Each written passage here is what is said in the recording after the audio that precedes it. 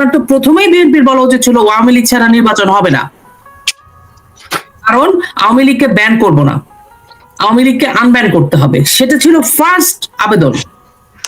কোনো হ্যানা ভোট হবে না, নির্বাচন করব না, সেকেন্ড আবেদন। মাইনরিটি কিলিং বন্ধ করতে হবে, বিচার করতে হবে, আমরা প্রকাশ্য বিচার চাই, থার্ড আবেদন। এরকম আমি বহু দেখাতে পারি, কিছুই তো বিএনপি করে নাই। এখন বলে না ছাকতে ছাকতে ছাকতে ছাকতে ফাইনাল যে বালুকণা গুলো আছে না, হুইচ ইজ বিএনপি, ওইটাকে এখন ছাকার পর্যায়ে নিয়ে চলে গেছে, যেটা 3 দিন পরে 4 দিন পরে আমরা দেখতে পাবো। আমি আপনাকে ইলেকশন যে রিগিং করার যে, আপনারা বলতে পারেন অনেকে ব্যালটে সিল মাইরা যদি বক্সে ভরে রাখে, আপনার সাথে আমি বলছি, আবারও বলছি, আমি এইটাও শুনছি আজকে, আমি আমার সোর্স আমাকে বলছে আজকে একটু আগে, 1 ঘন্টা আগে, বাংলাদেশের যে সরকারি পেজ গুলো আছে, বিজি প্রেসের মতো সরকারি যে পেজ গুলো আছে, সেখানে যেখান থেকে এটা হয় প্রিন্টিং, সেখানে সমন্বয়করা, এনসিপির লোকেরা, সরকার নির্দিষ্ট ব্যালট পেপারস তৈরি করে রেখেছে, যেগুলো যাবে ভোটের লাইনে। আপনি মানুষ দেখতে পাবেন, দেখবেন যে প্রচুর, এই যে বুরখার কথা বলেন, যে কোনো ভাবে দেখবেন ভোটে লম্বা লম্বা লাইন। যেই ভুল, যেই অদূরদর্শিতা আওয়ামী লীগ সরকার করেছে, সেটা এরা করবে না। কারণ কি, এরা শিক্ষিত, এরা জেনে বুঝে এত বছর সমস্ত কিছু লুপোলস গুলাকে তারা দামে দিয়ে টাইট করে করে তারা এখন ইয়েতে যায়। সুতরাং আমরা দেখবো লম্বা লাইন, নির্বাচন হচ্ছে জাস্ট একদম ইউনিভার্সিটি নির্বাচন গুলো যেভাবে হলো, সেই নির্বাচন হবে, সেই নির্বাচন হয়ে বলবো ওরা তো ফ্রি অ্যান্ড ফেয়ার নির্বাচন হয়ে গেছে। তৌহিদ হোসেন বলছিল না যে 55% ভোট কাস্ট হয়ে যাবে, হবে, ভোট কাস্টের পর্যায়ে আছি, নির্বাচন হয়ে গেছে, মনে মনে ধরে রাখেন, result is done, now it is casting time. নির্বাচনও কাস্ট হবে, ভোটও কাস্ট হবে। আমি আপনাকে একটা কথা বলি, আমি আমাদের ইন্টারন্যাশনাল স্ট্যাটিস্টিক ডায়ালগ বলে আমাদের একটা থিঙ্ক ট্যাঙ্ক আছে, এটার আমি নির্বাহী। আমরা একটা কয়েকদিন আগে, এই যে 5ই অগস্ট, আমরা 5ই ফেব্রুয়ারি ইন্টারন্যাশনাল প্রেস ক্লাবে ওয়াশিংটন ডিসিতে আমি একটা সংবাদ সম্মেলন করছি, আমাদের অর্গানাইজেশনের সংবাদ সম্মেলন, সেমিনার। সেখানে মিস্টার মাইকেল রুবিনকে নিয়ে আসছিলাম। মাইকেল রুবিন হচ্ছে সিনিয়র ফেলো, উনি পৃথিবীর বহু দেশে ঘুরে বেরিয়েছে, উনি একজন রিসার্চার। উনি বলেছে, উনি 3-4টা কথা বলেছেন, 3-4টা কথা খুবই একটা, উনি বলেছে যে এইটা ইন্টারন্যাশনালি অনেক দেশের তুলনা উনি করেছে, বলছে এখন দেখাবে প্রজেকশন, এই প্রজেকশন এখন ফাইনাল ডেস্টিনেশনের দিকে যাচ্ছে। যদি এই প্রজেকশন, ওনার ভাষাটাই আমি আপনাকে একটু পড়ে শোনাই, হ্যাঁ, তাহলে আমার ভুলভাল হবে না, অনেকে বলবে ভুল বলে ফেলতেছি, এই বলতেছি। আমাদের সমস্যাটা কি জানেন, আমাদের পক্ষের লোকের একটা সমস্যা আছে, আমরা না যেটা শুনতে চাই সেটাই শুনি, আর যদি সেটা না শুনি তখন আমরা মিথ্যা কথা বলি, প্রোপাগান্ডা করি, যে আপনার হেল্প করতে চাচ্ছে তার নামে একটা মিথ্যা অ্যালিগেশন দেই, হুইচ ইজ নট কারেক্ট। এটা নিয়েও অনেক কথা হয়েছে, বাট মাইকেল রুবিনকে প্রশ্ন পরিপ্রেক্ষিতে, প্রশ্ন না, উনি ফার্স্টে ওনার বক্তব্যতে উনি ফার্স্টে বলেছেন, দাঁড়ান, উনি বলেছেন আওয়ামী লীগকে একটি অবাধ ও প্রতিদ্বন্দ্বিতাপূর্ণ নির্বাচনে পরাজিত করতে পারবে না এই আশঙ্কা থেকেই, এটা মাইকেল রুবিনের কথা, অন্তর্বর্তীকালীন সরকার ও জামায়াতে ইসলামী এই আওয়ামী লীগ রাজনৈতিক দলটির কার্যক্রম নিষিদ্ধ করার পথ বেছে নিয়েছে। এই মন্তব্য করেন মাইকেল রুবিন। তিনি আরো বলেন,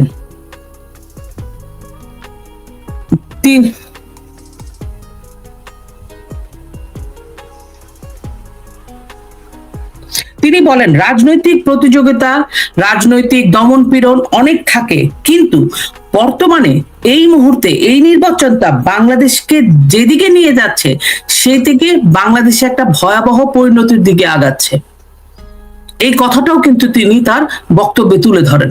তিনি বলেন এই মুহূর্তে, প্রশ্ন করা হচ্ছিল তাহলে কি করণীয়, এই করণীয়, এবং তিনি আরেকটা কথা ওনার বক্তব্যে, আমি তো ওনার পাশেই বসেছিলাম, উনি বলেছেন যে হয়তো ট্রাম্প গভর্নমেন্ট এই বিষয়টা বাংলাদেশে যা ঘটছে, কারণ বাইডেন গভর্নমেন্ট, ডিপ স্টেট, সেগুলো নিয়ে এক ধরনের ব্যাপার ছিল, কিন্তু এখন ট্রাম্প গভর্নমেন্ট এই পুরো বিষয়টা হয়তো হায়ারার্কি লেভেলে বুঝতেও পারছেন না, কিন্তু যতদিনে বুঝবেন ততদিনে না দেরি হয়ে যায়।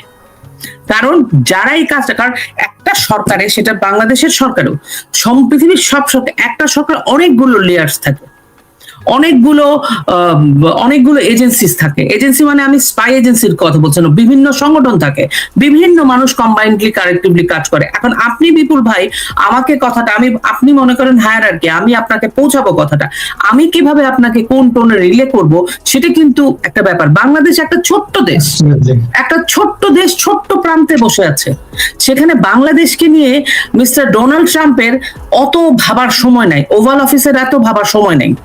তাদের আশেপাশের দেশ নিয়ে তারা যতটা কনসার্ন, সেখানে আমি একজন ছোট্ট কর্মচারী বা ছোট্ট জায়গায় বসে আমি ওভাল অফিসে কোন নিউজটা রিলে করলাম, দ্যাট ইজ ইম্পর্টেন্ট। এই আশঙ্কাটা উনি করেছেন, উনি বলেছেন ওনার মনে হচ্ছে যে ট্রাম্প গভর্নমেন্টের প্রপার জায়গায় প্রপার ইনফরমেশন গুলো ঠিক মতো যাচ্ছে না।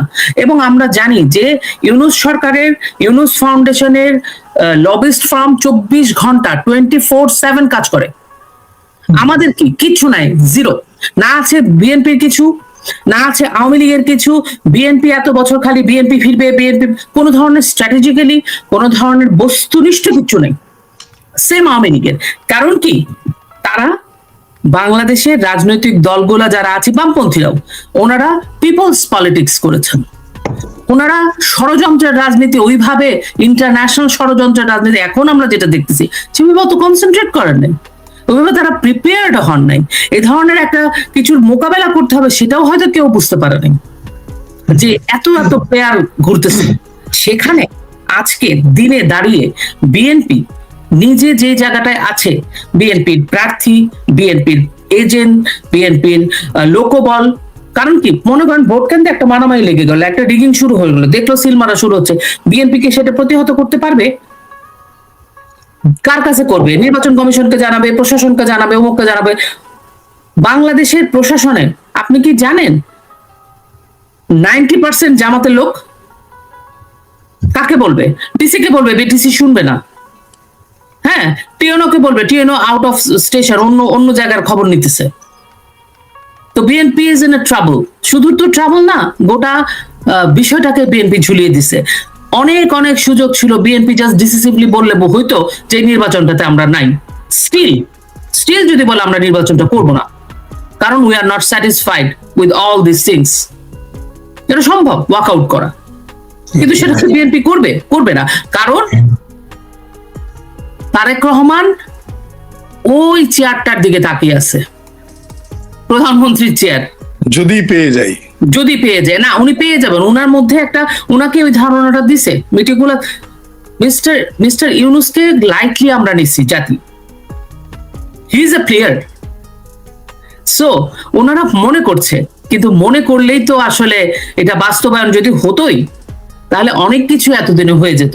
তারেক রহমানের বাংলাদেশে ফিরতে ডিসেম্বর মাস লাগতো না, 25শে ডিসেম্বর লাগতো না। হ্যাঁ, 2026-এর 25শে ডিসেম্বর লাগতো না, উনি আরো অনেক আগে ফিরতে পারতেন। সুতরাং আওয়ামী লীগের রাজনীতিটা টিকতো, দোষীদের বিচার হতো, রাজনীতি টিকতো। এগুলো কিছুই নাই। একটা বড় রাজনৈতিক দলকে বাদ দিয়ে বিএনপি যে রাজি হয়েছে নির্বাচনে, আওয়ামী লীগ নির্বাচনে আসতো কিনা আমি জানি না, ইউনূসের অধীনে বা কিছু, কিন্তু এই যে রাজি হয়েছে, একটা অপরাধ মেনে নেওয়া, এখন ওনাদের সমস্ত কিছু মেনে নিতে হবে। এবং মেনে নেওয়ার পরে এই নির্বাচনটার পরবর্তীতে যে পরিণতি বিএনপির জন্য অপেক্ষা করছে, আওয়ামী লীগের থেকেও খারাপ পরিণতি অপেক্ষা করতে পারে, এতটুকু আমি বলতে পারি। একদম সঙ্গে থাকুন। ইসলাম ভাই, একটু শুনি আপনার কাছ থেকে। এই যে বিএনপি এখনো সুযোগ আছে নির্বাচন থেকে সরে দাঁড়ানোর বা নির্বাচন বয়কট করার, কিংবা বলা যে আমরা এই নির্বাচন করব না, নির্বাচনে রিগিং হবে, এবং রিগিং এর সুনির্দিষ্ট অভিযোগ তারা যেহেতু তুললো, এবং সেটা জামাতের বিরুদ্ধেই তুললো, যেটা না বললেও এটা পরিষ্কার বোঝা যাচ্ছে। তো বিএনপি কেন সরে দাঁড়াচ্ছে না? এর পেছনে কি কারণ থাকতে পারে? আমরা জানি যে বিএনপির কিন্তু এই ধরনের একটা এক্সপেরিয়েন্স রয়েছে যে নির্বাচনে অংশগ্রহণ করেও কিন্তু নির্বাচন বয়কট করেছে নির্বাচনের দিন।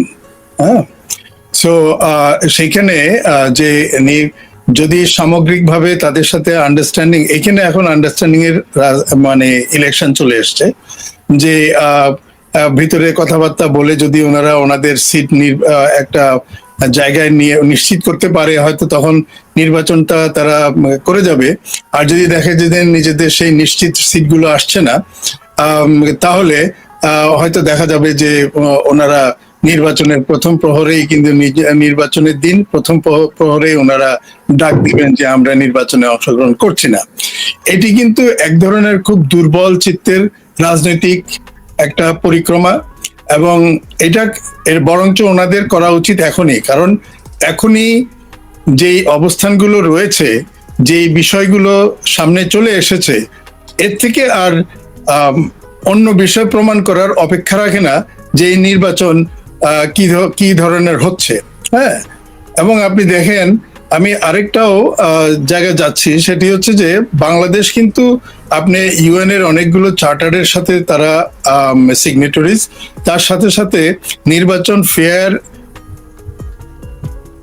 এবং ইন্ডিপেন্ডেন্টলি মনিটরড অর্গানাইজেশন দিয়ে করা হবে এবং কোনো রকম কোনো কারচুপি হবে না, এই ধরনের একটা অবস্থান ওনাদেরকে নিশ্চিত করতে হবে যে সরকারি আসুক না কেন।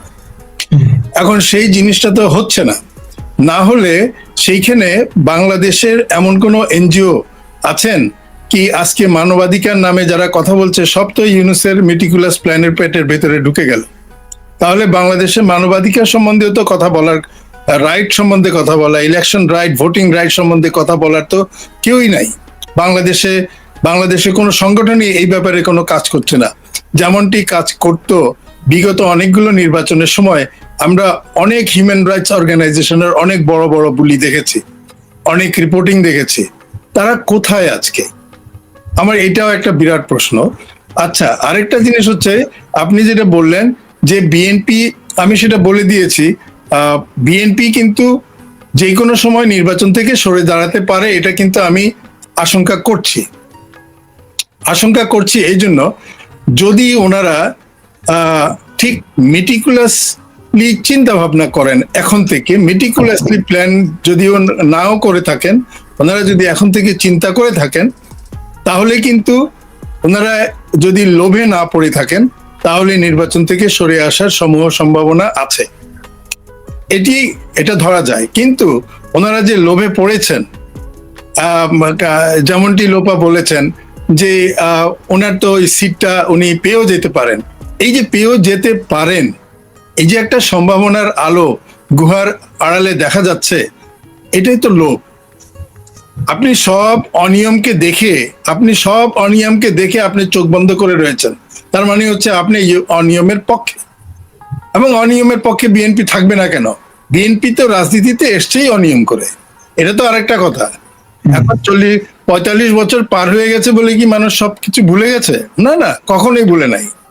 যেমনটি আমাদের 71-এর পরাজিত শক্তি ভুলে নাই, সেই শোধটা নিল এবার। তাহলে 54 বছরে যদি কেউ না ভুলে থাকে, তাহলে 45 বছরের পুরনো কার্যক্রম, কিভাবে কে আসলো রাজনীতিতে, কিভাবে পুনর্বাসিত হলো, কারা গণ আন্দোলনের মাঝে আসছে, কারা আপনি সামরিক বাহিনীর পেট থেকে জন্মগ্রহণ নিয়েছে। তাহলে এইখানে আরেকটা জিনিস আমি বলতে পারি যে, যেহেতু বিএনপি সামরিক বাহিনীর পেট থেকে আসছে, গর্ভ থেকে আসছে, সেখানে সামরিক বাহিনী এইবার ওনাদেরকে তেমনটা সাহায্য করছেন না কেন? আমি একটা জিনিস দেখলাম একটা জায়গায়, সেটা হচ্ছে বাংলাদেশের 3 বাহিনী প্রধান বড় অঙ্কের একটা টাকায় বিক্রি হয়ে গেছে। একেবারে আমরা তাহলে বিএনপি কিন্তু সেই জিনিসটা পাচ্ছে না, পাচ্ছে কি? জামাত পাচ্ছে সামরিক বাহিনীর। তার মানে হচ্ছে প্রশাসনিক কু হচ্ছে, প্রশাসনকে আপনি 100% কাজে লাগিয়ে এই নির্বাচনটাকে হ্যান্ডেল করা হচ্ছে, একপক্ষীয় ভাবে এক পক্ষের দিকে যাচ্ছে, এবং এটাকে ম্যানিপুলেটেড করে আগের থেকে প্রি প্ল্যান্ড ওয়েতে রেজাল্ট অলরেডি হয়ে গেছে, যেমন আমরা ডিসকাস করছি আর কি। নির্বাচন কমিশনার মাসুদ বলছেন, আমি যদি পুরো নামটা ওনার বলি একটু, ওনার পুরো নাম হচ্ছে নির্বাচন কমিশনার, মাসুদ বলেছেন যে তারা ইসি নির্বাচন কমিশনার মাসুদ বলেছেন যে নির্বাচনের সুষ্ঠু পরিবেশ আছে এবং ইলেকশন ইঞ্জিনিয়ারিং এর কোনো সম্ভাবনা নেই, কেউ করতে পারবে না, তাদের যথেষ্ট নিরাপত্তা আছে। কিন্তু আপনার কাছে কি মনে হচ্ছে এই নির্বাচন এত বড় একটা বিশাল কর্মযজ্ঞ করার মতো প্রস্তুতি সরকারের, নিরাপত্তা বাহিনী সরকার আছে? ইসলাম ভাই, নিরাপত্তা বাহিনীর যে ভূমিকা, সেই ভূমিকা তো একপক্ষীয় হয়ে গেছে, তাই না? না, এইটা তো আছে, কিন্তু আমি বলছি যে এই যে এত বড় একটা 300 আসনের মতো একটা নির্বাচন করা বিশাল কর্মযজ্ঞ, 12 কোটি ভোটার, হয়তো অর্ধেক ভোটার যাবে না, ধরলাম 6 কোটি ভোটার, 5 কোটি ভোটার গেল, বা 40% ভোটার গেল, বা 20% ভোটার গেল, তাদের নিরাপত্তা দেওয়ার মতো আইন শৃঙ্খলা বাহিনী সেই যথেষ্ট সক্ষমতা আছে কিনা? গতকালকেও আমরা দেখলাম যে জঙ্গিদের হাতে পুলিশ মার খেয়েছে ঢাকা শহরে, শাহবাগে। না, আমি সেটাই বলছি যে যারা ওরা তো নিরপেক্ষ না, এই জন্য ওদের পুলিশের মার খাওয়ার এখনো সম্ভাবনা রয়েছে। ইভেন কি আপনি এর যে সামরিক বাহিনী, যখন পুলিশ এরা এক একটা কেন্দ্রে যদি তারা 20-25 জন থাকে, আপনার 200 মানুষের মাথায় 20-25 জন কিছুই না। যেভাবে মবের যে একটা কৃষ্টি চলে এসেছে, এবং যে কেউ মব তৈরি করতে পারে। আপনি মনে করেন যে আমি এক সময় এই ধরনের নির্বাচনের মানে কেন্দ্রে কেন্দ্রে কিন্তু যেতাম। হ্যাঁ, আমরা অনেক আগে একটা নির্বাচন পর্যবেক্ষক দল তৈরি করেছিলাম 90-এর সময়, সেই সময় গিয়েছি। তারপরেও আমি অনেক নির্বাচনে, কিন্তু প্রত্যন্ত অঞ্চলে যেখানে মনে করেন যে লোকাল যে কোনো দলের যে শক্তিশালী ভূমিকা থাকে, তখন কিন্তু অন্যদেরকে তারা শুধু পুলিশ আর সামরিক বাহিনী হলেই কিন্তু যে সেখানে সবকিছু নর্মাল থাকবে তা না। হ্যাঁ, এখন নির্বাচন যারা পছন্দ করে না, অথবা আপনি একটা নির্দিষ্ট কেন্দ্রে যদি দেখে যে জামাতের লোকজনই দেখে যে আমাদের ভোট পড়ছে না, সব বিএনপির কাছে যাচ্ছে, তখন তো তারা নিজেরাই মারমুখী হয়ে যাবে, জামাতের লোকজনই মারমুখী হবে। আবার আরেক জায়গায় আপনার যদি দেখে পুলিশের প্রশ্রয় আশ্রয় বা সামরিক বাহিনীর আশ্রয় প্রশ্রয় এনসিপির ভোট পড়ছে বা জামাতের ভোট পড়ছে, তাহলে বিএনপির লড়াকু মোবাররা কি বসে থাকবে? এইটাকে 10-12 জন সামরিক বাহিনীর সদস্য নির্বাচন কেন্দ্রের বিল্ডিংটাকে পাহারা দিতে পারবে, কিন্তু জনগণকে সুরক্ষা দিতে পারবে না।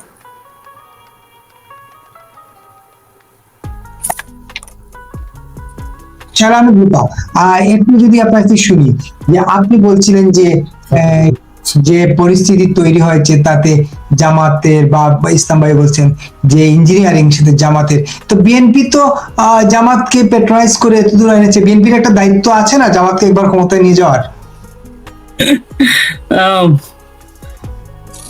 ইঞ্জিনিয়ারিং এর অভিযোগ তুলবে কেন? ওভাবে যদি চিন্তা করেন, আই এগ্রি। বাপ যখন বুড়া হয় তখন তো চিন্তা করে সন্তান আসুক।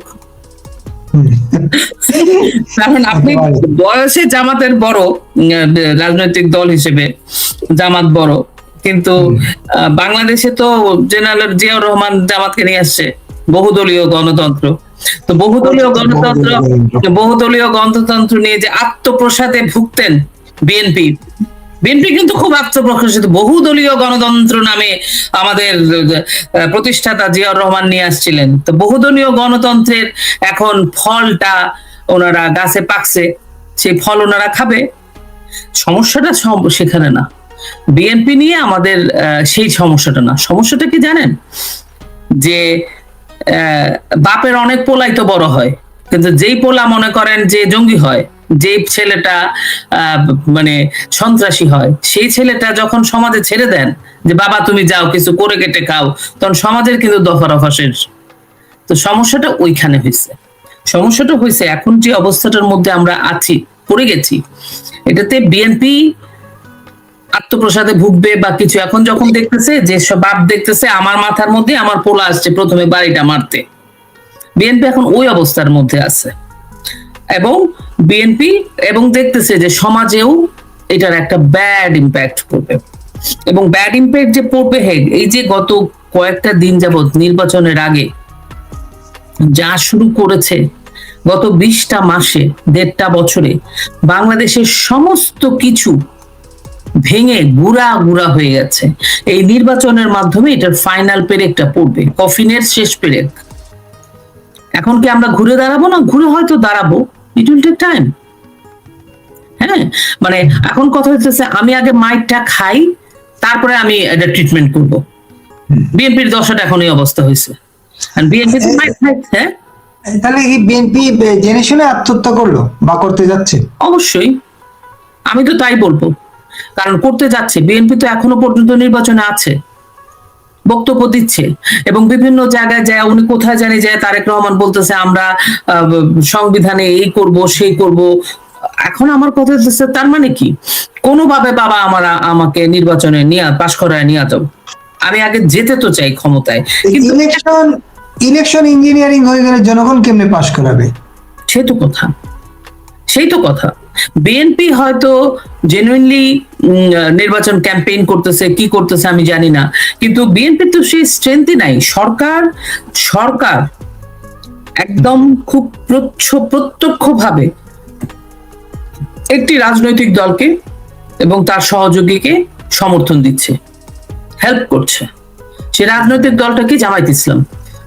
তার একটা নতুন বাচ্চা দলও হয়েছে, সেটা এনসিপি, এবং তাদের সংগঠনের সমন্বয়করা, তাদের সংগঠনে যারা আছে, এবং তরুণদের নামে কিছু গুণস। এদেরকে যখন সরকার মানে একদম প্রত্যক্ষভাবে নির্লজ্জের মতো যখন নাকি সাপোর্ট করে, তখন বিএনপির কি কোনো সাপোর্ট আছে এটা প্রতিহত করারও? নির্বাচনের ব্যালট, নির্বাচন কেন্দ্রে যখন, ভোট কেন্দ্রে যখন নাকি হবে, সেটাকে প্রতিহত করার মতো তো কোনো স্ট্রেংথ নাই। ভোট, যে লোক মনে করেন প্রার্থীর পুলিং এজেন্ট, প্রার্থীর এজেন্টরা ওখানে গিয়ে ভোট মনিটর করবে, যখন দেখবে কেউ রেড়ে করে তারা আসতেছে, তখন কি ওদের সামনে কোনো বিএনপির কোনো টিকতে পারবে এজেন্ট? তারা তো জান নিয়ে পালাবে।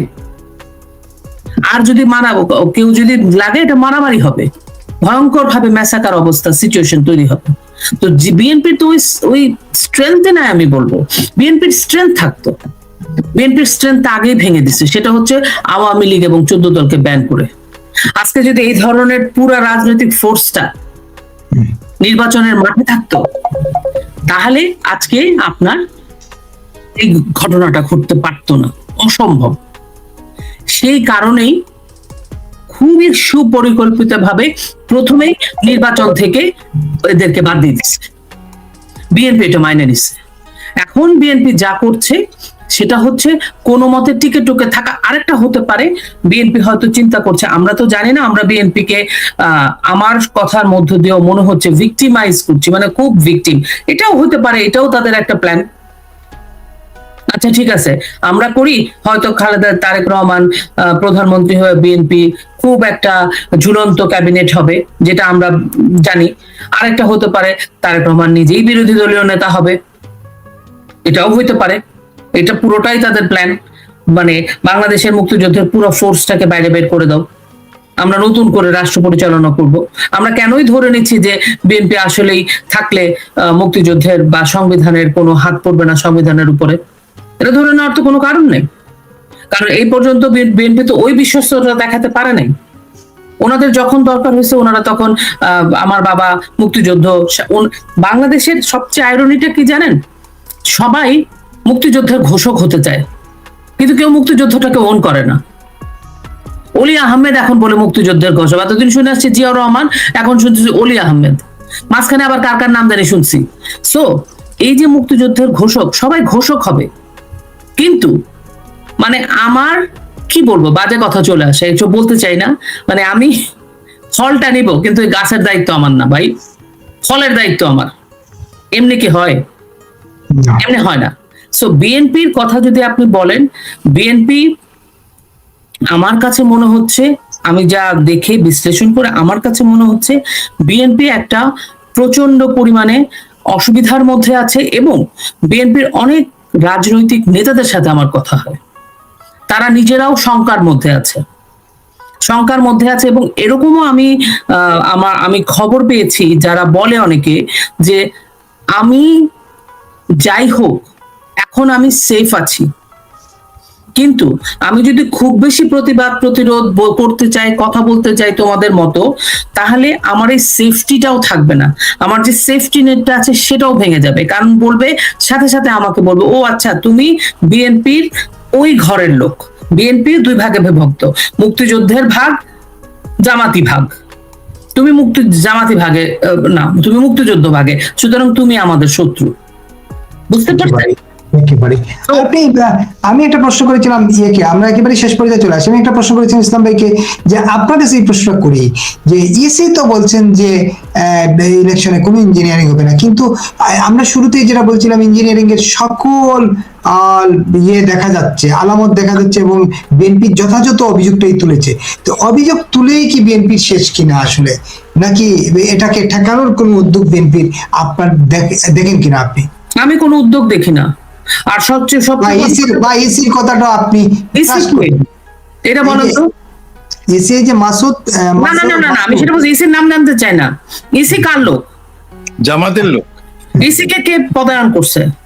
এখন ইসি কার পারপাস সার্ভ করতে ওখানে ইসিগিরি করতে বসছে? আমার নাম জানার দরকারই নাই ইসির নাম। আমি ইসির নাম জানি, আমি ইসির নাম আমি জানতে চাই না, বলতেই চাই না।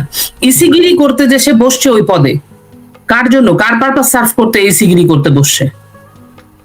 সেই ইসির কাছে যে বিএনপি কমপ্লেন করতেছে। বিএনপি কে আদৌ, আমার তো বিএনপির ইন্টেনশন নিয়ে সন্দেহ দেখা দিচ্ছে। একেবারে শেষ করতে চাই। আপনি মাইকেল রুবিনের কথা বলছিলেন, আপনারা সেই আলোচনায় তো নিশ্চয়ই এই বাংলাদেশের নির্বাচন নিয়ে জোরালো আলোচনা হয়েছে। এবং মাইকেল রুবিনের সাথে একজন এসেছিলেন, মিস্টার রাশফোর্ড। উনি মুক্তিযুদ্ধের সময় আমাদেরকে সাহায্য করেছেন, কংগ্রেসের হয়ে বাংলাদেশকে সাহায্য করেছেন। তারপরে আরেকজন পিআর এসেছিলেন অন্য একটা অর্গানাইজেশন থেকে, যিনি আমাদের এইটা পুরোটা শুনেছেন, এবং তিনি বলেছেন যে বাংলাদেশের এখন যে বর্তমান অবস্থা, এই অবস্থার সাথে ইরানের অবস্থার একদম সমূহ সম্ভাবনা আছে। এবং ওনারা বলেছেন যে কিভাবে এই ট্রান্সফরমেশনটা হলো। এখন যেমন মনে করবেন, দেখবেন যে বাংলাদেশে কিন্তু ইউনূস বিএনপির যে জামাতের যে শফিক, সে কিন্তু প্রায়ই বলে, মহিলাদেরকে নিয়ে নানা ধরনের স্টেটমেন্ট দেয়। ঠিক খোমেনি এরকম ভাবে বলেছিল, হ্যাঁ, ওদের ভাষায় কথা বলে এটাকে বলেছিল। পুরা বিষয়টাকে মিস্টার রুবিন, মিস্টার রাশফোর্ড, তারপরে নাজারিনা, তারপরে আমাদের ওই অনুষ্ঠানে বিভিন্ন দেশের, কোরিয়া, চায়না, ইন্ডিয়া সাংবাদিকরা এসেছিল, তাদের বিভিন্ন পত্রিকাতেও এসছে, এটা নিয়ে ডিটেল আলোচনা হয়েছে। এবং keynote speaker mister Michael Rubin ছিলেন। এটা একটা থিং, আমাদের অর্গানাইজেশনটা ইনস্টিটিউট ফর স্ট্র্যাটেজিক ডায়ালগ, আমরা আবার সামনে নেক্সট উইকে আরেকটা প্রোগ্রাম করবো, ওইটা অনলাইনে করবো। সো ওনারা ওনাদের কনসার্নটা বলেছেন, যে কনসার্নটা আসলে ওনারা মনে করছেন এই ধরনের নির্বাচনটা যে হচ্ছে, এই নির্বাচনটা আসলে একটা প্রচ্ছন্ন ইঙ্গিত দিচ্ছে আমাদের রাষ্ট্র ব্যবস্থা, আমাদের কাঠামো, আমাদের সমস্ত কিছুর একটা পরিবর্তন করার যে পরিকল্পনাটা হচ্ছে, এটা বাস্তবায়ন হয়েও যেতে পারে, এই আশঙ্কা ওনারা করছেন।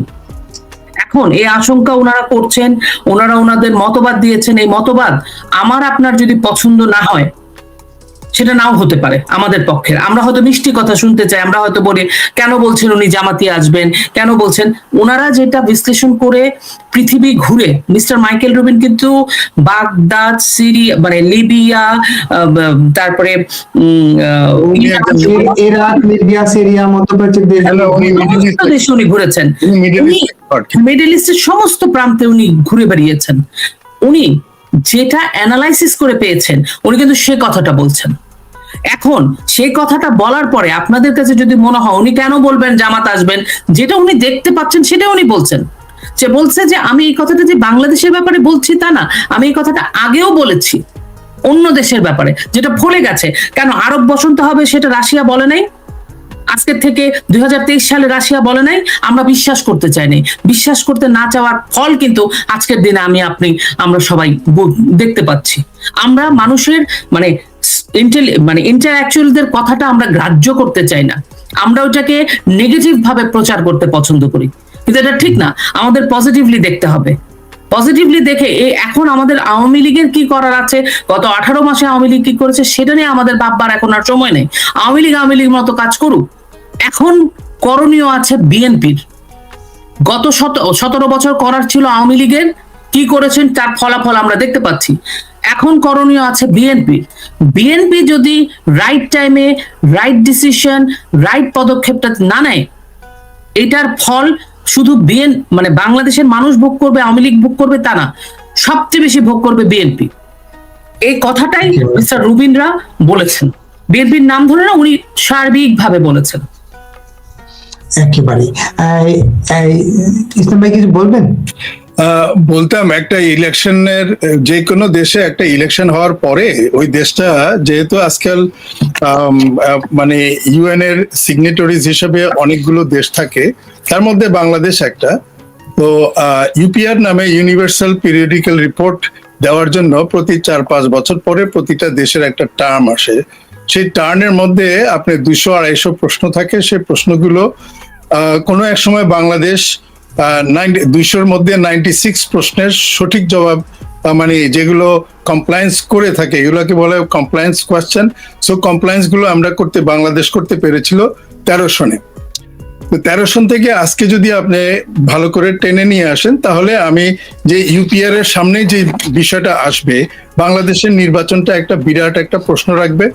এখন কথা হচ্ছে, যেহেতু পাশ্চাত্যের সাথে এই বিশেষ একটা গোষ্ঠীর, বাংলাদেশের বর্তমান গোষ্ঠীর, ডক্টর ইউনূসের গোষ্ঠীর ডিপ স্টেটের সাথে একটা বিশেষ একটা সম্পর্ক রয়েছে, এবং এই সম্পর্কের কারণে ইউএন থেকে বাংলাদেশ এনাদের বিরুদ্ধে তেমন কোনো কিছু পাবে বলে আমি আশা করি না। যেহেতু এনারাই ইউএন কে চালায়, ফান্ডিং করে, সবকিছু করে, তাদের কথা ইউএন চলে। ইউএন একটা অক্টোপাসের, মানে পাশ্চাত্য বিশ্বের অক্টোপাসের একটা হাত হচ্ছে ইউএন। আর এইরকম অনেকগুলো সংগঠন বড় রয়েছে আন্তর্জাতিকভাবে। তো সেহেতু খুব একটা আশা করবেন আপনি আন্তর্জাতিক মহলে, সেটাও ঠিক না। যদিও সেটা তারা কাগজে কলমে লিখে থাকে, আপনারা 17 মাসে কিছু দেখেছেন তার নমুনা। 1। 2 নম্বর হচ্ছে, তাহলে করণীয়টা কি? করণীয় হচ্ছে বাংলাদেশের জনসাধারণ। লোপা বলেছেন, কিন্তু বিএনপির করণীয়, বিএনপির এই মুহূর্তে করণীয় হচ্ছে নির্বাচন বয়কট করা, এবং খুব শক্তিশালীভাবে তাদের এই জায়গাটায় আসা। আর বাকি রয়েছে বাংলাদেশের সাধারণ মানুষ যদি সত্যিকার অর্থে স্বাধীন বাংলাদেশকে দেখতে চায়, স্বাধীন বাংলাদেশ হিসেবে থাকতে চায়, স্বাধীন বাংলাদেশের জনগণ হিসেবে থাকতে চায়, তাহলে কিন্তু মাঠে নামার এই একটা সময় এক্ষুনি। এর দেরি আর করলে চলবে না। রিসার্চ চলতেছে, সেটি হচ্ছে, আমি এর আগেও অনেক জায়গায় বলেছি, আমি এটা নিয়ে কাজ করেছি, আমি পেয়েছি। বিষয়টা হচ্ছে, আপনি 10টা গুটির মধ্যে যদি একটা গুটি সার্কেলে না মেলে, তাহলে কিন্তু ইনফারেন্স দিয়ে আপনি বুঝতে পারেন যে সেখানে 10টা গুটি, 10 নম্বর গুটিটা কি বলতে চায়। 9টা গুটি কিন্তু সারা বিশ্বের রিসার্চাররা, সাউথ এশিয়ার উপরে যারা রিসার্চ করে, যেমন মাইকেল রুবিন, তারপরে ওনাদের মতো মাইলাম নামে একজন আছে, উনি কাজ করেন। তারপরে কিছুদিন আগে আমার সাথে একজনের সাথে দেখা হয়েছে, উনি সাউথ এশিয়ান ফোকাস বাংলাদেশে কোনো একটা দূতাবাসে ছিল। তো ওনাদের কথাবার্তায় কিন্তু ওনাকে আমি বলেছিলাম যে, দেখেন, যদি 99 বছরের যদি একটা ক্লাস্টারিং এর কাজ হয়, সেটা যদি 2047 হয়, 1947 আপনার উপদেষ্টা সাহেব রিসেট বাটন দিয়েছে। 1947 রিসেট বাটন দিল কেন? সেইখান থেকে যদি আপনি ধরে নেন 2047, তার মানে বৃহত্তর greater India, that means British ইন্ডিয়ার একটা চিত্র আসে। কিছুদিন আগে কিন্তু ইউএস, এখনো ইউএস এর স্টেট ডিপার্টমেন্টের যে সাউথ এশিয়ান ডেস্ক, সেই ডেস্কের মধ্যে একটা বড় ম্যাপ আছে সাউথ এশিয়ার, সেইখানে বড় আকারে কিন্তু গ্রেটার ইন্ডিয়াকে বাউন্ডারি করে রেখেছে। তারপরে ডিভিশনগুলো খুব হালকা কালিতে করা, that means sub division, Pakistan, তারপরে ছোট ছোট দেশগুলো ইনক্লুডিং বাংলাদেশ। এটা দিয়ে কি মনে হয়, তারা কিন্তু সাবকন্টিনেন্টটা পুরোটা মনিটর করতেছে। এবং আপনারা জানেন, যদি তারা এটাকে একসাথে কুক্ষিগত করতে পারে, তাহলে বাংলাদেশ ওদিকে যদি ডিভিশন করে আশেপাশে এগুলো অ্যামালগামেটেড, যার জন্য তারা রেফারেন্ডাম আনতে চাচ্ছে বাংলাদেশের কনস্টিটিউশনে, যার জন্য আপনার আর্টিকেল 7 আনতে চাচ্ছে, যার জন্য আপনার প্লুরালিজম আনতে চাচ্ছে, যেখানে নাকি সর্বজাতির মানে প্রত্যেকের ইন্ডিপেন্ডেন্ট পরিচয়ের মধ্যে থাকবে। এই যে সবকিছু মিলে আমি যে কথাটা বলছি, যে অমূলক কিছু না কোন দিকে যাচ্ছে, সেটা আজকে ইউনূসকে ব্যবহার করছে, কালকে আরেকজনকে ব্যবহার করছে, আজকে 3 বাহিনীর প্রধানদেরকে কিনে ফেলেছে। একেবারে আমরা এখানে শেষ করতে যাচ্ছি। বাঙালি কিন্তু এখনই করা উচিত ওটা থেকে। দেখেন, নির্বাচনে কিন্তু নির্বাচন ইঞ্জিনিয়ারিং হয়, নির্বাচন কু হয়, নির্বাচনে প্রশাসনিক কু হতে দেখেছি, নির্বাচনে বিভিন্ন রকমের বিষয়বস্তু আসছে যেগুলো নাকি জনগণের সরাসরি প্রত্যক্ষ অংশগ্রহণ ছাড়াও ভোটার কেন্দ্রে তাদের ভোট দেওয়া নেওয়া এগুলো সব হয়েছে। কিন্তু এইবার একটু ডিফারেন্ট টাইপের হচ্ছে। এটা হচ্ছে যে এবার যেটা হচ্ছে সেটা হচ্ছে যেমন বিএনপি যে মুখপাত্র উনি বললেন যে নির্বাচনের যে ইঞ্জিনিয়ারিং হচ্ছে, সেই ইঞ্জিনিয়ারিং কিভাবে উনি প্রমাণ করলেন সেটি হচ্ছে যে জামাতের একজন লিডার লক্ষ্মীপুর নামক ডিস্ট্রিক্টে সেইখানে সিল ছাপ্পরগুলো তৈরি করছে, যেটা নাকি নির্বাচন অফিসে নির্বাচন কর্তৃপক্ষ করার কথা, সেটা বাহিরে কোনো জায়গায় নির্বাচনের কোনো একটা অংশ কাগজপত্র ব্যালট থেকে আরম্ভ করে কোনো কিছুই তার বাহিরে হওয়া উচিত না। এটা হওয়া উচিত অনুচিতের কথা না, এটি হচ্ছে অবৈধ। এখন কথা হচ্ছে যে আপনারা জানেন যে বিগত ঢাকা ইউনিভার্সিটির যখন নির্বাচনটা হয় তখনই কিন্তু সারা দেশের মানুষ বুঝতে পেরে গেছে যে সেখানেও কিন্তু 100%-এর উপরে কিন্তু ভোট পড়েছে এবং শিবির একচ্ছত্রভাবে জয়লাভ করেছেন। এবং এর মধ্যে 16-17টা ইউনিভার্সিটিতে যা শিবির তার নিজস্ব জায়গা করে নিয়েছেন এবং এইভাবেই বাংলাদেশের প্রশাসনেও শিবির কিন্তু অনেক জায়গা করে নিয়েছেন।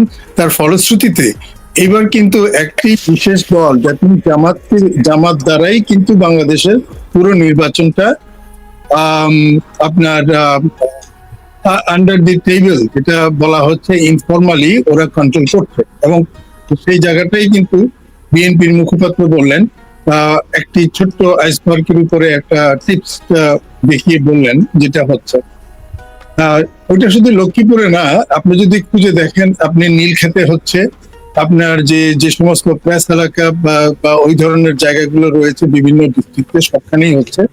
ওরা মূলত আমরা যেটা শুনেছি সেটি হচ্ছে যে হয়তো সম্ভব হলে বাক্স পুরো করেই নিয়ে আসবে, এমনও কথা শুনেছি আর কি। আর এদিকে প্রধান উপদেষ্টা বলছে 12 তারিখে ফেব্রুয়ারি মাসের নির্বাচন যে কোনো ক্রমেই হবেই।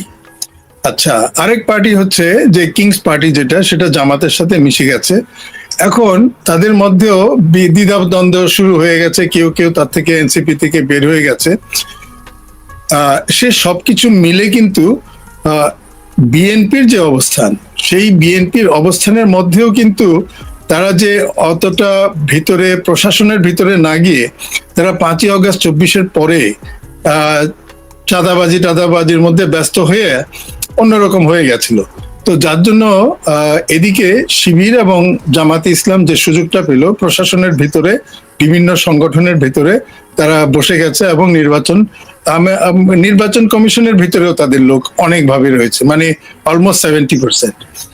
আমি কিছু কিছু জায়গায় কথা বললাম, সেটি হচ্ছে যে এটা এনজিও টাইপের প্রতিষ্ঠানগুলো, তারাও কিন্তু ভিতরে ভিতরে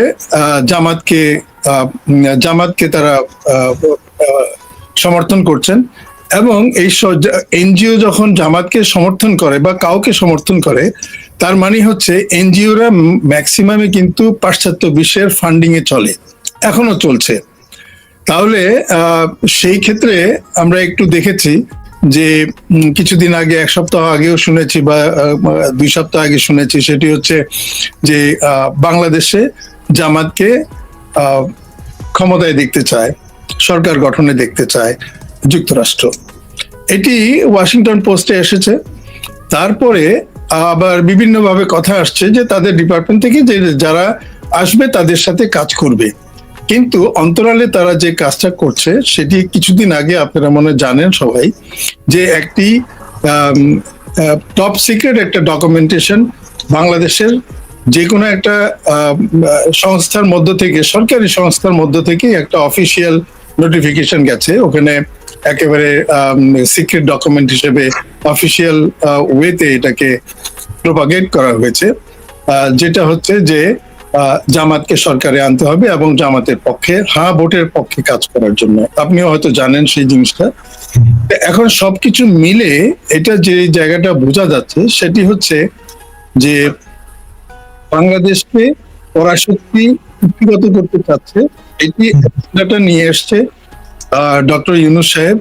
এবং এই ডক্টর ইউনূস সাহেব এই এজেন্ডা নেওয়ার জন্য বহুত দিন ধরে তাদের সাথে কাজ করছে এবং এর মধ্যে আপনারা আরো অনেক নতুন উপাত্ত পেয়েছেন, হয়তো দেখেছেন অনলাইনে। তো সেই সব কিছু মিলে দেখা যাচ্ছে যে কিছুদিন আগে আমরা যেমন 3-4 দিন আগে নজরে আসলো যে সে যে যুক্তরাষ্ট্র বা অন্য কোনো কোম্পানির সাথে যে সমস্ত চুক্তি করেছে সেগুলো ডিসক্লোজ হয়েছে, কিন্তু পুরো যে বিষয়গুলো কিন্তু ডিসক্লোজ হয়নি, ভিতরে ডিসক্লেমার দিয়ে রেখেছে। তো এই সার্বিক সবকিছু নিয়ে এসে যদি আমরা দেখি তাহলে এটা একটি ডিরেকশনে প্রি প্ল্যান্ড, উনি যে মেটিকুলাস প্ল্যান বলেছিল সেই মেটিকুলাস প্ল্যানের অংশ হিসেবেও এটাও আরেকটা নির্বাচন একটা ধাপ, মেটিকুলাস প্ল্যানের অংশ সম্পাদন করার জন্য সাকসেসফুলি নির্বাচনটা আরেকটি ধাপ, যেটার মধ্যে এর আগেও বলেছি যে না রেফারেন্ডামটা দেওয়া হচ্ছে এই আপনার মাধ্যমে এবং আর্টিকেল 70, তারপরে প্লুরালিজম, এই সমস্ত কিছু মিলে 3-4টা জিনিস যদি একসাথে ধরা হয় এবং তারপরে আপনি দেখবেন যে জামাতের যে ইস্তেহার দিয়েছে, জামাতের ইস্তেহারটা কিন্তু বর্তমান 72-এর সংবিধানের অনেক অনেক জায়গায় আপনার বিপরীতমুখী অবস্থান নিচ্ছে। তা সত্ত্বেও কিন্তু বাংলাদেশে কেন জানি একটা ধর্মীয় চেতনার কারণে, ধর্মীয় মূল্যবোধের কারণে কিছু বেবুঝ মানুষ রয়েছে যারা ধর্মান্ধ, সেইভাবে কিন্তু তারা এগিয়ে যাচ্ছে। আপনি দেখেছেন নির্বাচনে জামাত যেরকম বলছে যে মহিলাদের যে অবস্থান, আমি সে জায়গায় পুরাটা ডিটেল যাব না, কিন্তু তারপরে তারা মহিলাদেরকে যথেষ্টভাবে কাজে লাগাচ্ছেন মাঠ পর্যায়ে বিভিন্ন রকম আইডি এবং সোশ্যালস। পরশুদিন 2 দিন আগে আমি শুনেছি এক মহিলা, উনি ফেসবুকে পোস্ট করেন বিএনপির পক্ষে, কিন্তু ওনার এই যে নগদের যে ফোন নাম্বারের মাধ্যমে নগদের টাকা ট্রান্সফার করা হয় সেটা জামাতের কাছে তারা নিয়েছে এবং কমিটমেন্ট করেছে তাকে অনেক টাকা পয়সা দেবে, এবং সে এই কাজের মাধ্যমে কিন্তু খুব আশ্বস্ত এবং সে সেদিকে কাজ করছে। এইরকম ভাবে জামাতের পক্ষে কিন্তু সারা দেশে মানুষ যেহেতু টাকা পাবে সেহেতু তারা কাজ করছে, তারা তাদের ভোট বিক্রি হয়ে যাচ্ছে। তার মানে হচ্ছে যে সরকার, যে নির্বাচন কমিশন এখানে একটি ফেলিওর জায়গায় দাঁড়িয়ে আছে, এটা বলার অপেক্ষা রাখে না।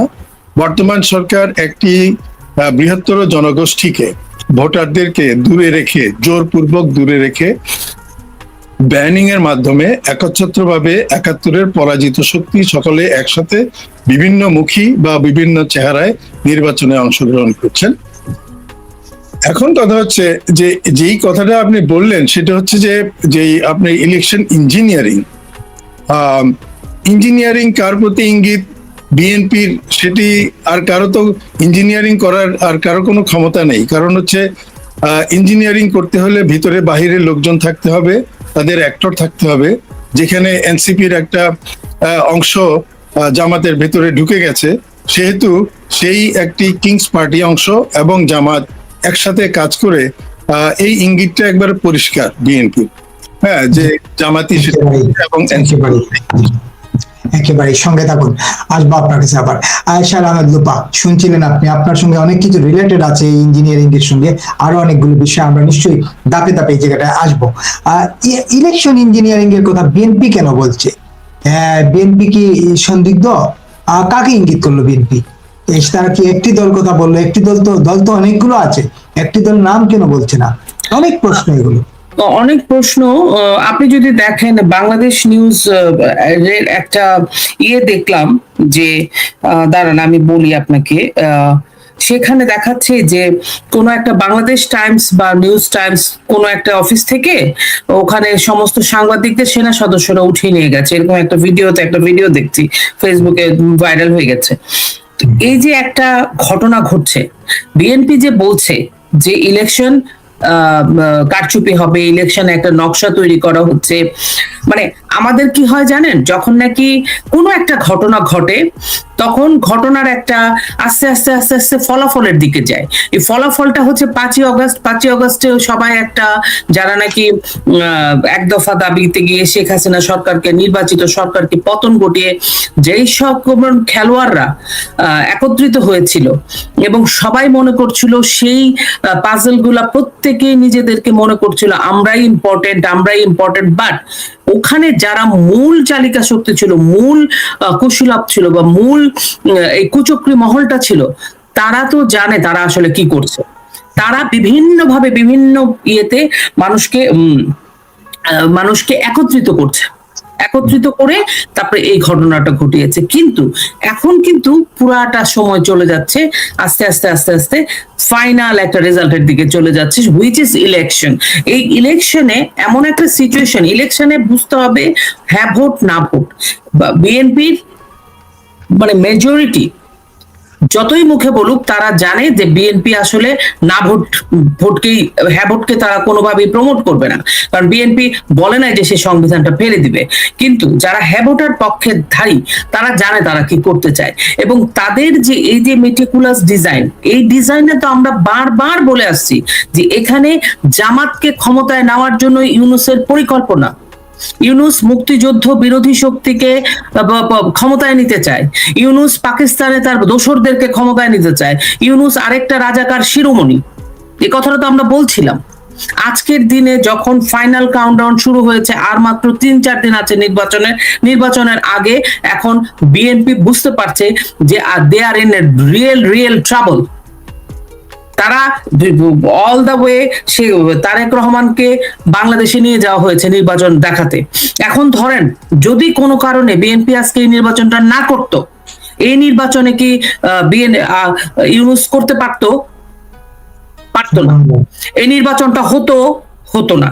আজকে যদি নির্বাচনটা হয়, কে ক্ষমতায় যাবে? ইউনূস কাকে চায় ক্ষমতায় যেতে? জামাতকে চায় ক্ষমতায় যেতে। তাহলে কার সহযোগিতা হলো?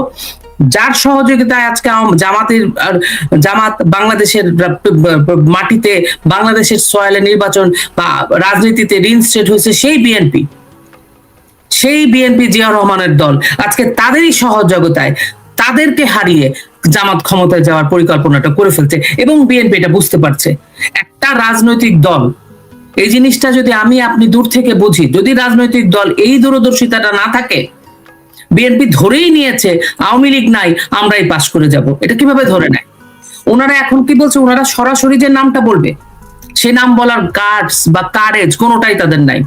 বিএনপির আপনি বিপুল ভাই, আমার ভাই, বিএনপির প্রার্থীগুলোকে আপনি দেখছেন? শুধু তো আমরা কি এক মির্জা আব্বাসকে দেখাচ্ছে, যেটা দেখতে চায় মানুষ সেটা দেখাচ্ছে। বিএনপির যে বিভিন্ন আসনে যে বিএনপির প্রার্থী, সলিড প্রার্থী কি আছে যে প্রার্থী টক্কর দিবে, যে প্রার্থীর পিছনে? কারণ এখন বাংলাদেশ, আমরা একটা যে নির্বাচন দেখতে যাব, রিগড ইলেকশন, শ্যাম ইলেকশন, আমরা যেভাবে বলি, এই নির্বাচনে এমন একটা শক্তি ক্ষমতার জন্য লড়ছে, যাদের হাতে অস্ত্র আছে, যারা কলমে বিশ্বাস করে না, অস্ত্রে বিশ্বাস করে, যারা কথায় বিশ্বাস করে না, মারামারিতে বিশ্বাস করে, যারা শান্তিতে বিশ্বাস করে না, অশান্তিতে বিশ্বাস করে, সেই একটা রাজনৈতিক দলের সাথে আপনি গণতান্ত্রিক কোনো উপায়কে আপনি এটার সাথে এস্টাবলিশ করতে পারবেন না। বিএনপি এখন কাকে ব্লেম করে? বিএনপি যাকে ব্লেম করে সেই নির্বাচনেই তো বিএনপির যাওয়া প্রথমেই তো উচিত হয় নাই। আপনি একটা অপরাধ মেনে নিবেন, একটা অন্যায় আবদার মেনে নিবেন, আরেকটা অন্যায় আবদারের জন্য দাঁড়িয়ে যাবে, আরেকটা অন্যায় আবদার, এই করে করে করে করে ইউনূস আজকে এজের কিনারায়, খাদের কিনারায় নিয়ে গেছে।